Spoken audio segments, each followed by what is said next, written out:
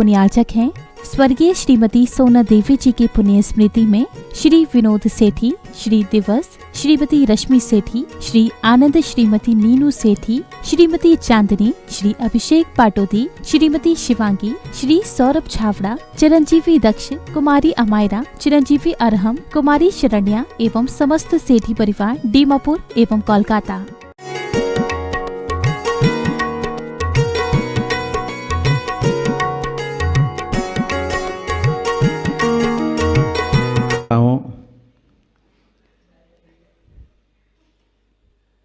भगवान ऋषभदेव ने अरबों खरबों वर्ष पूर्व तत्कालीन समाज को उपदेश प्रदान किया था। उपदेश में 6 प्रकार के कर्मों का उपदेश दिया। उन उपदेश में एक मशी नाम का उपदेश है। मशी का अर्थ होता है स्याही, इंक। स्याही का प्रयोग कैसे करना, कैसे लिखा पढ़ी करना, कैसे काम करना, इस प्रकार से भगवान आदिनाथ ने, जो जैन धर्म के प्रथम तीर्थंकर थे, उन्होंने हमें शिक्षा दी। जहाँ प्राचीन काल में रत्नों की स्याही हुआ करती थी, रत्नों की स्याही से सब कुछ लिखा जाता था, पेंटिंग भी होती थी और वह अक्षर अमिट हुआ करते थे। वह जो है बहुत जल्दी समाप्त नहीं होती थी। आज भी हम देखते हैं कि हमारे पूर्वजों ने, आचार्यों ने, विद्वानों ने 100, 200, 300 साल वर्ष पूर्व जो हस्तलिखित ग्रंथ देखने को मिलते हैं, वे ग्रंथ इतनी सुंदर राइटिंग में, इतनी सुंदर स्याही, इतनी सुंदर कलम से जिन्होंने अपने जीवन में अक्षर लिखे हैं, और वे भी मोती जैसे अक्षर। मोती जैसे अक्षर हर किसी के नहीं होते हैं। कोई विरले जीव होते हैं जिनके मोती जैसे अक्षर देखने को मिलते हैं। मोती जैसे अक्षर देखना हो तो परम पूज्य वात्सल्य वारिधि आचार्य श्री वर्धमान सागर जी महाराज के विरले पुण्यशाली जीवों के ही ऐसे अक्षर देखने को मिलते हैं। इस कलम से हम अ वर्ण से लेकर के ह वर्ण पर्यंत सारे अक्षरों को लिखते हैं। सारे स्वर, सारे व्यंजन, अनुस्वार, विसर्ग आदि सारे ये हम कलम से लिखते हुए दिखाई देते हैं। जहाँ एक से लेकर के हजारों लाखों करोड़ों की संख्या हम जो है कलम से लिखते हुए पाए जाते हैं। प्राचीन काल में होल्डर आता था, वह भी जो है लकड़ी से बना हुआ, वनस्पति से बना हुआ होल्डर होता था। उस होल्डर को उस स्याही की शीशी में डुबा डुबा करके जो है अक्षर लिखे जाते थे, शास्त्र लिखे जाते थे, हिसाब किताब लिखा जाता था। ये तो हमने भी अपनी आँखों से देखा है। बहुत से लोगों ने होल्डर से अक्षर भी लिखे हैं। जहां होल्डर से लेखन कार्य होता था, वह होल्डर हमें अपने जीवन में उपदेश देता। ध्यान रखना कि कलम कहती है कि लिखने वालों से ध्यान रखना कि मेरा सही सही उपयोग करना, जरा सा भी दुरुपयोग नहीं करना। यदि जरा सा भी दुरुपयोग कर लिया तो जिस प्रकार से मेरा मुंह काला हो जाता है, मैं बार बार शीशी के अंदर जाकर के डुबकी लगाता हूँ और जो है मेरा मुंह काला हो जाता है, उसी प्रकार से तुम भी अपने जीवन के अंदर कहीं दुरुपयोग मत कर लेना कलम का, नहीं तो तुम्हारा मुंह भी काला हो जाएगा। समय समय परिवर्तन होता रहता है। जीवन शैली में अनेक प्रकार के परिवर्तन आते हैं। जहां होल्डर था, होल्डर का समय बीता, वहां पर जो है फिर जो है पेम और पट्टी, पेमस और पट्टी का जमाना आया।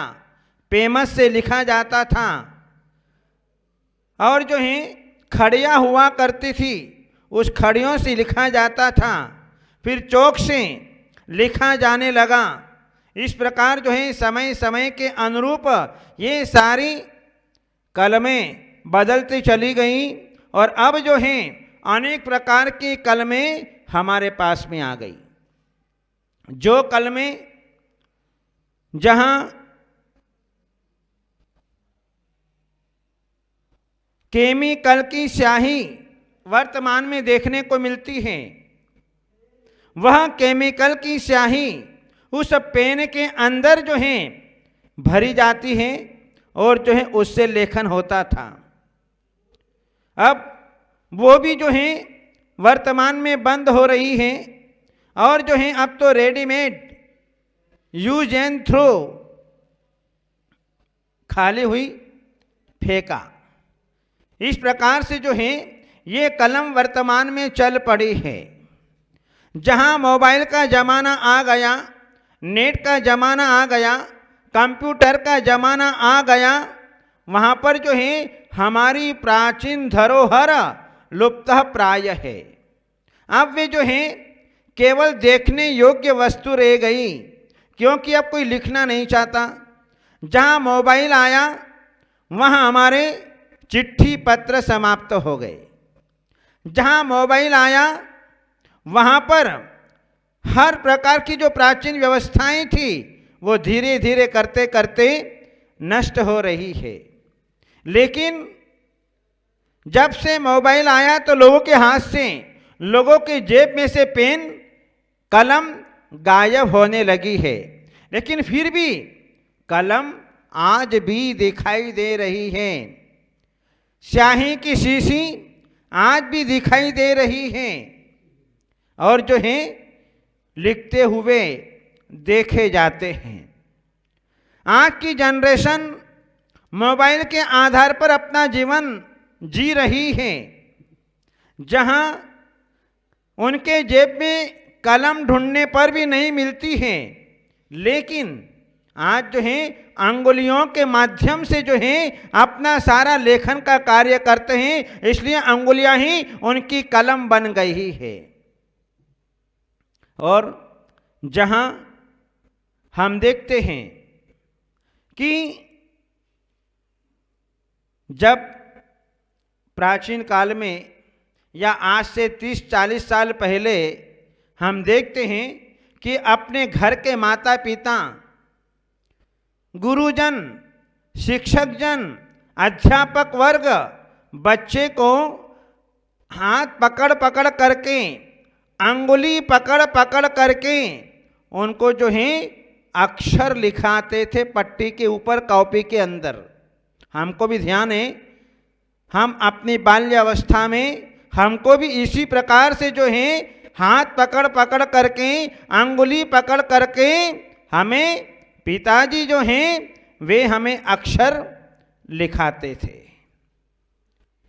इसलिए जो अपने जीवन में बाल्यावस्था में हाथ पकड़ करके, अंगुली पकड़ करके हमें अक्षर लिखाते थे, तो जो हैं वे भी जो हैं बच्चे बहुत बड़े उपकारी होते थे कि अपने बूढ़े माँ बाप को जो है वृद्धावस्था में हाथ पकड़ करके, अंगुली पकड़ करके मंदिर ले जाते थे। और आज की वर्तमान की जनरेशन, वर्तमान के माता पिता जो हैं आज इस सुख से वंचित है, क्योंकि आज 2 वर्ष होते ही माता पिता जो हैं बच्चों को प्ले ग्रुप में छोड़ देते हैं। 3 वर्ष के हुए प्ले ग्रुप में, स्कूल में, नर्सरी में भेज देते हैं, क्योंकि पापा मम्मी दोनों ही सर्विस पे चले जाते हैं। अब वहाँ पर उनको जो है अक्षर लिखाने वाला कौन होता? वो शाम को आते हैं, तब तक बच्चा जो है घर पर आकर के सो जाता। उनको लिखाने पढ़ाने की आवश्यकता नहीं पड़ती। इस प्रकार से जो है आज वे पापा मम्मी अपने जीवन के अंदर जो है उस बुढ़ापे में नाना प्रकार के कष्ट पाते हैं, क्योंकि अब वे बच्चे बड़े हो गए और बड़े होने के उपरांत जो हैं वे पढ़ाई करने के लिए बाहर चले जाते हैं और बाहर जाते हैं फिर वहीं पर नौकरी करने लग जाते हैं। तो माँ बाप जो हैं वे बुढ़ापे में नाना प्रकार के दुखों को प्राप्त करते रहते हैं। उनको जो है अंगुली पकड़ करके ले जाने वाला मंदिर के अंदर कोई नहीं होता है और घर के अंदर पड़े रहना पड़ता है। जहाँ कलम की कीमत होती है, कितनी कीमत है कलम की? 2 रुपये से लेकर के 2000 तक की, 5000 तक की कलमें हुआ करती है। कलम चाहे 2 रुपये की हो, चाहे 5 रुपये की हो, चाहे 50 की हो, 100 की हो, 200, 1000 की हो, उसका काम जो है लिखने का ही होता है। कलम कलम है, कलम जो है वह लिखने के ही काम आती है। अब कलम से क्या क्या लिखा जाता है? कलम से जो है यदि हमारे पास में अनार की वृक्ष की कलम है तो उससे जो है यंत्र, मंत्र और तंत्र भोजपत्र पर लिखे जाते हैं।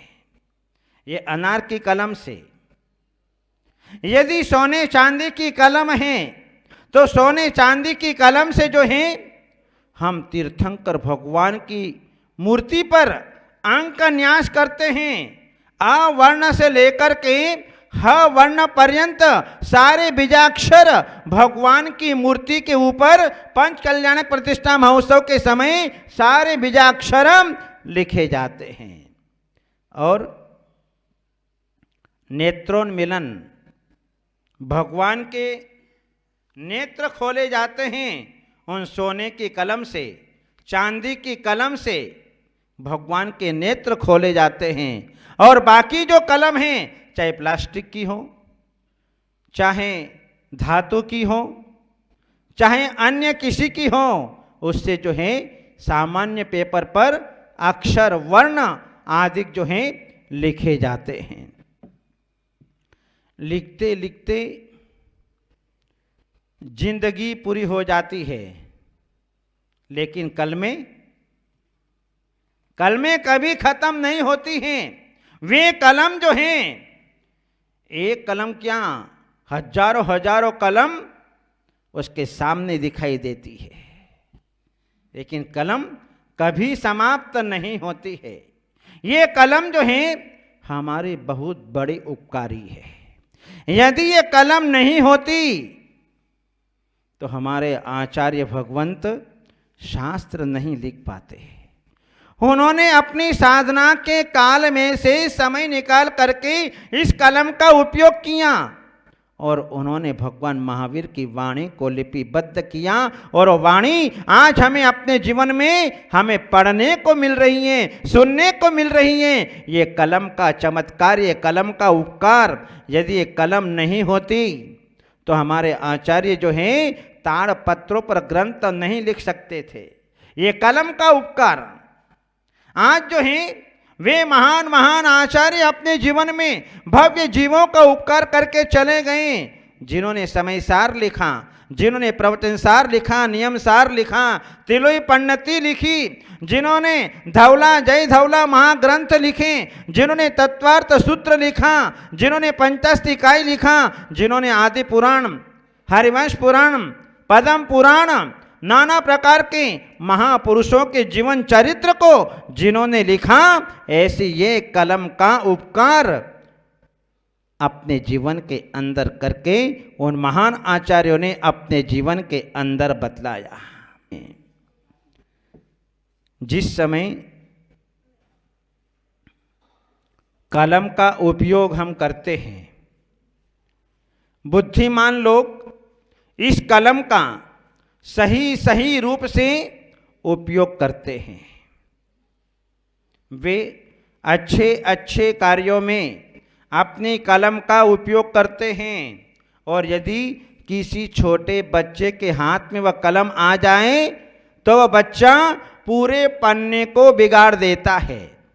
रेखा ही रेखा, ऊपर से नीचे तक, आजू से बाजू तक, चारों तरफ से जो है रेखा ही रेखा खींच करके जो है उस पन्ने को भर देता है। इसी प्रकार से जिन जीवों ने अपने जीवन के अंदर इस कलम का दुरुपयोग किया, उन्होंने अपने जीवन में स्वयं का ही पतन किया है। चाहे तो इस कलम से हम एक नवीन इतिहास हम लिख सकते हैं और चाहे तो इसी कलम से इस इतिहास के पन्ने को नष्ट कर सकते हैं। कलम का उपयोग जैसा करना चाहें वैसा कर सकते हैं, लेकिन ये कलम अपने जीवन में कभी अन्याय को सहन नहीं करती है। ये कलम न्याय प्रिय होती है, हमें न्याय का उपदेश देती है। इसलिए हमारे जो सुप्रीम कोर्ट के, हाई कोर्ट के जज होते हैं, जब वे किसी व्यक्ति को फांसी की सजा लिख देते हैं, इसके बाद में इस कलम का उपयोग नहीं करते, इस कलम को तोड़ देते हैं और जो है डस्टबिन के अंदर डाल देते हैं। वे ये सोचते हैं कि मुझे अपने जीवन में किसी की फांसी की सजा नहीं लिखना पड़े, लेकिन न्याय के सामने किसी का कुछ भी नहीं चलता है। न्याय तो न्याय है। इस प्रकार से जो है वे कलम का उपयोग अपने जीवन में जो है इस प्रकार से करते हुए दिखाई देते हैं। इस कलम से कितने लोगों की जिंदगी बनती है, कितने लोगों की जिंदगी बिगड़ती है।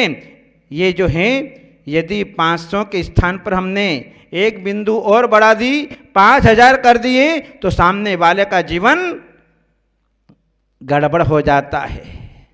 मन में अशांति पैदा हो जाती है कि मैं तो 500 रुपये उधार लाया था और इसने 5000 लिख दिए। तो इस प्रकार कलम से जिंदगी बिगाड़ देती हैं। और यदि हमने कलम का सही उपयोग किया तो 500 ही लिखेंगे। इसलिए लिखते समय अपने कलम का जरूर ध्यान रखना चाहिए। ये कलम हमारी सुरक्षा करने वाली है। भगवान आदिनाथ ने हमको जो है यह कलम दी है अच्छे कार्यों के लिए, बुरे कार्यों के लिए नहीं। शादी का फैसला भी यही कलम करती है, तलाक लिखने का काम भी यही कलम किया करती है। इसलिए अपने जीवन में ऐसा अवसर आए नहीं कि हम जो है इस कलम से खोटा काम कर ले। इसलिए अच्छा अच्छा काम करके इस कलम को अपने जीवन के अंदर सार्थक करें। इन्हीं मंगलमय भावनाओं के साथ बोले गुरुदेव आचार्य श्री अजीत सागर जी महाराज की।